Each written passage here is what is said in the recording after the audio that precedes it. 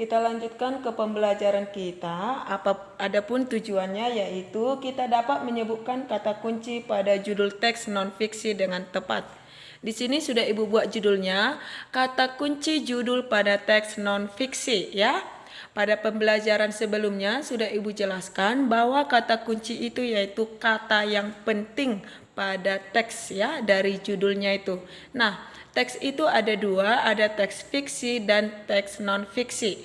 Teks fiksi itu yaitu teks yang ditulis atau dibuat berdasarkan hayalan, sedangkan teks non-fiksi yaitu teks yang dibuat berdasarkan kenyataan yang ada, realita tanpa mengada-ada atau hal yang benar-benar terjadi dalam kehidupan. Di sini sudah Ibu tuliskan contoh dari teks non-fiksi. Yang pertama ada laporan, yang kedua karya ilmiah, yang ketiga artikel dan masih banyak lagi. Nah, artinya di sini bahwa laporan, karya ilmiah atau artikel itu ditulis atau dibuat betul-betul terjadi dalam kehidupan ya. Itu tidak boleh mengada-ada atau hayalan.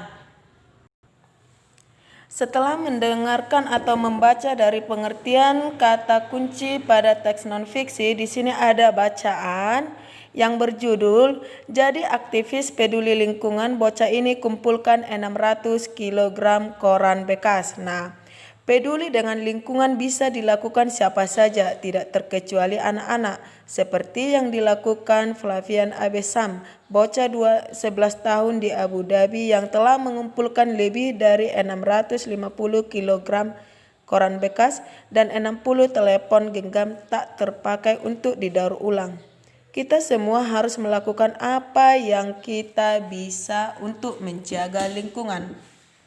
Sebuah perbuatan kecil bisa berdampak besar, ujar bocah yang masih duduk di bangku kelas 6 sekolah dasar itu. Apa yang dilakukan Sam itu sebagai bagian dari gerakan daur ulang yang diprakarsai kelompok lingkungan Emirat atau EEG dalam kampanye Recycle, Reforest, Refit. Sam yang tercatat sebagai siswa di sekolah dasar Al-Wabad di Abu Dhabi memulai keikutsertaannya dalam gerakan itu dengan menyumbang 450 kg koran bekas. Kemudian kembali lagi dengan 200 kilo koran bekas lainnya. Sam dikutip dari Gulf News mulai tertarik pada gerakan lingkungan di usia 6 tahun saat dirinya mengikuti kegiatan kampanye lingkungan seperti mengumpulkan kertas dan kaleng bekas serta penghijauan. Sam bahkan mendatangi sejumlah toko elektronik untuk mengumpulkan telepon genggam tak terpakai.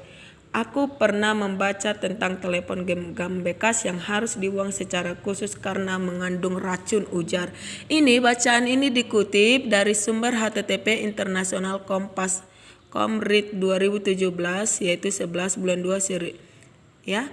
Nah, setelah membaca wacana tadi, ya, setelah membaca, anak didik kami nanti menjawab soal ya yang akan Ibu berikan ya sebagai tugas 2-nya. Soalnya nanti akan Ibu kirim.